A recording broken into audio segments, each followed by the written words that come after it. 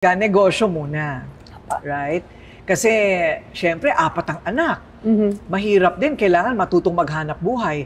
Paano ka na po, ano nga ba yung pinasok mo? It's construction, right? Construction. Paano ka napunta sa construction? Nung umuwi kami sa Pilipinas, nung dalaga ako, nag-supply ang dad ko, nag-umpisa sa supplies.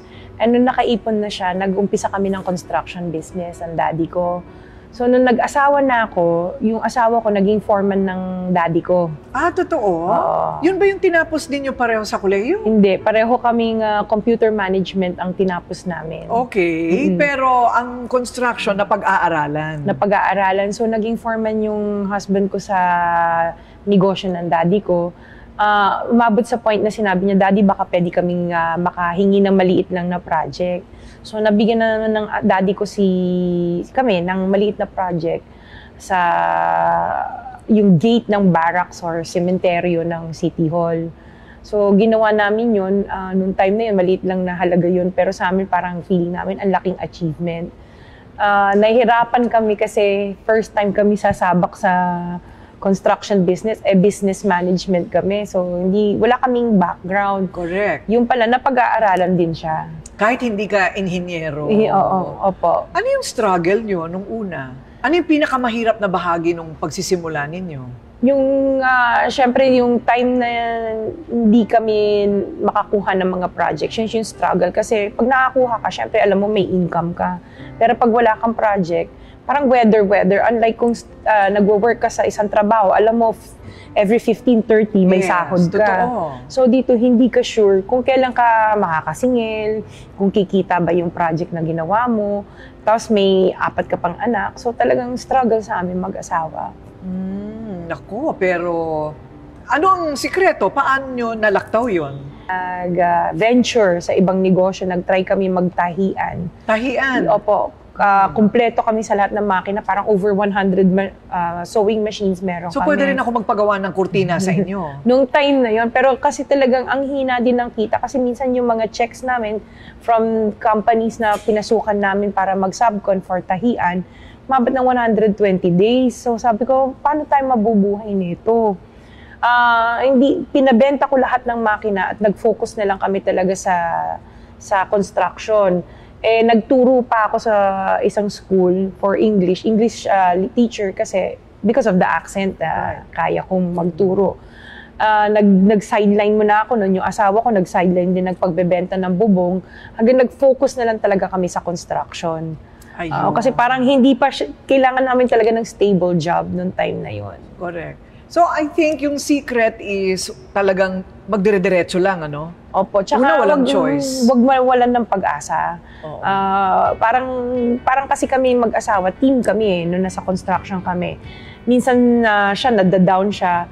Bilang asawa, parang i-uplift mo yung spirit niya na, kaya natin to, kaya natin. Kasi minsan talaga nasa point ka na hindi mo na alam kung anong gagawin mo para mabuhay yung pamilya mo. Kasi andyan na yung bills, andyan na yung mga tuition fee ng mga anak mo, kailangan mong bayaran.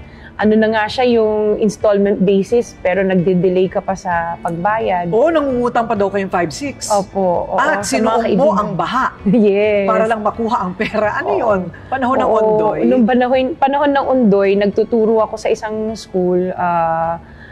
Walang-wala talaga kami. So, nangutang ako sa isang agency na parang 5-6 ang tubo.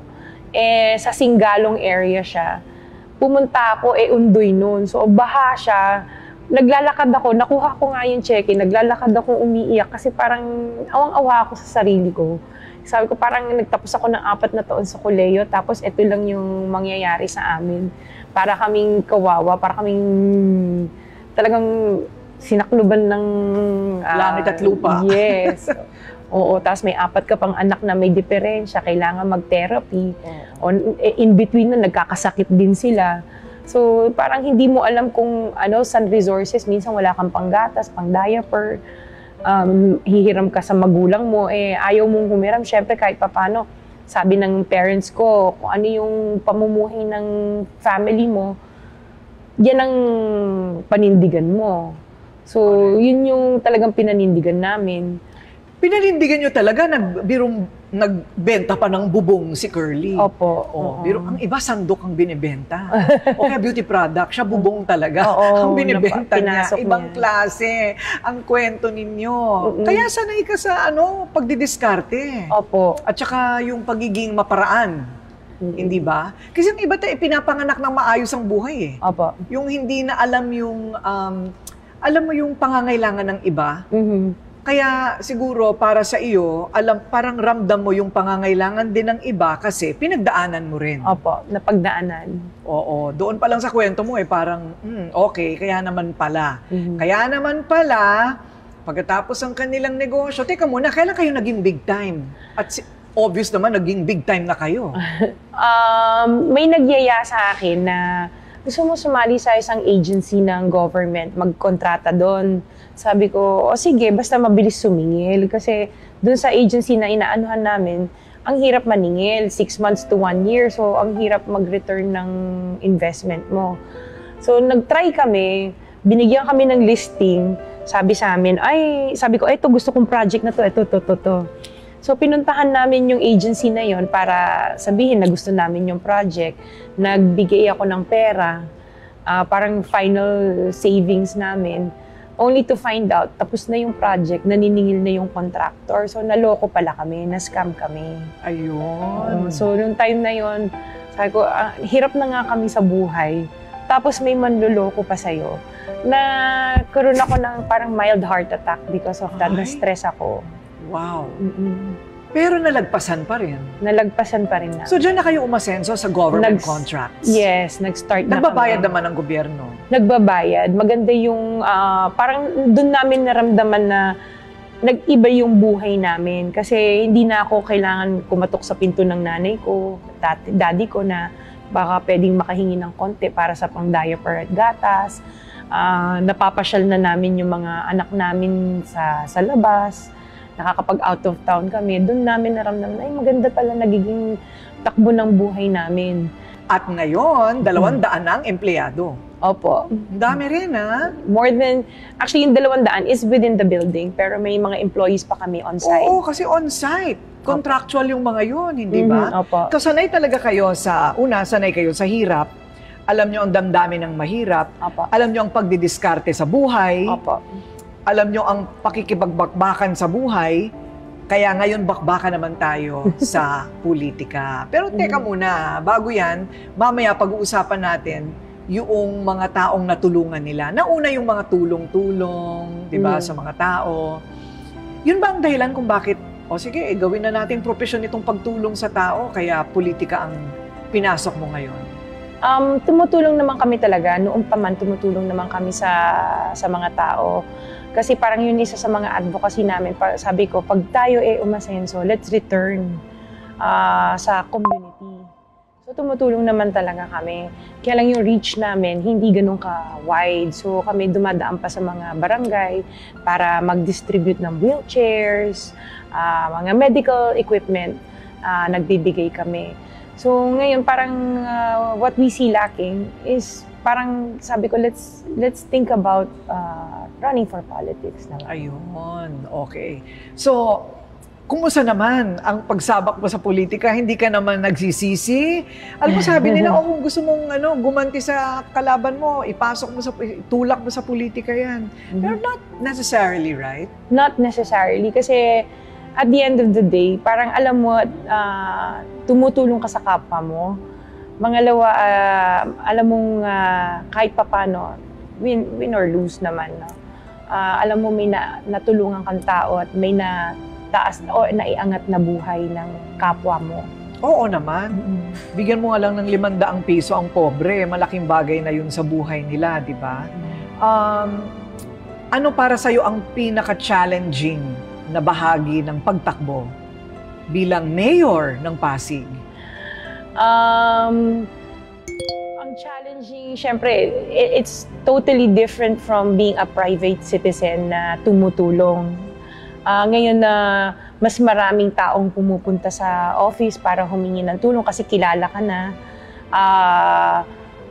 normal lang naman eh. Parang wala naman ako nakikitang mahirap na nangyayari ngayon sa pagtakbo ko or yung paggawa ko. Kasi people person ako kahit dito naman sa office noon pa man. Ako yung nalalapitan. So, normal lang sa akin na parang everyday ko lang ginagawa. Punta sa isang lugar, namimigay sa mga tao, So matagal mo lang ginagawa yun? Yes po. I see. Okay. So, ano naman ang balak mo para sa Pasig? Yung, syempre, may tutulak sa'yo para may magawa kang pagbabago sa mga polisiya o kaya meron kang gustong isulong na advokasya o tulong. Ano yon for Pasig? For Pasig, no, katulad ng kinukwento ko, itong company namin, kaya kami naging successful, hindi dahil marami kaming pera or naging ganito yung pamumuhay namin. It's how kami nakataangat ng buhay or antas ng buhay ng mga empleyado namin dito na dumating dito sa office namin na walang-wala. Tapos ngayon nakapagpatayo na sila ng bahay ng magulang nila, nakakapag-abroad sila. Ang nakikita ko sa Pasig is gusto ko iangat ang antas ng buhay ng bawat isang Pasigenyo na yung hindi parang walang nangyari. No, yung bigyan ng magandang serbisyo lalo na sa mga ospital. Kasi yun yung lacking ngayon, hospital services, walang gamot sa mga health centers namin. So talagang advocacy ko for Pasig is to improve yung lifestyle ng bawat Pasigenyo, healthcare, and yung smart city na sinasabi namin na maging maganda yung pamumuhay nila, mabigyan sila ng pabahay kasi yan yung wala dito ngayon, walang pabahay ang mga Pasigenyo ngayon. Ay, ang ganda. Kasi yun ang naranasan mo sa abroad. Yes po. Yun ang maganda sa karanasan mo sa abroad, no? Yung pabahay. Opo. Parang importante yun. Marami bang nangangailangan ng bahay dito sa Pasig? Yes po, lalo na sa mga areas ng katulad ng floodway, yung East Bank and West Bank. Naranasan namin o nakita namin sa sarili namin mata na lalo na pag nagkaroon ng bagyo, yung nakalipas na bagyong Karina tsaka Christine, sila yung unang nababaha eh. So ang maganda na bigyan mo sila ng bahay na hindi sila nag-aalala kung yung safety ba nila, kailangan nila palaging lumikas sa mga centers or kung saan man sila pwedeng lumikas. So nasa construction kayo, Sarah, di ba? Opo. Ito nga isagot mo sa akin kasi ang dami ko nang ginagawang mga istorya, nababasa ko sa balita, na binaha itong lugar na ito at next year ganun ulit ang kwento, binaha ulit at mas grabe pa ang baha at ngayon baha ulit. Ano ba ang kailangan gawin para hindi nabahain? With Pasig, no, parang nakita namin kasi it's not enough na i-declog yung mga drainage systems. Ang Pasig kasi ang population nag-i-increase, hindi naman siya nagde-decrease.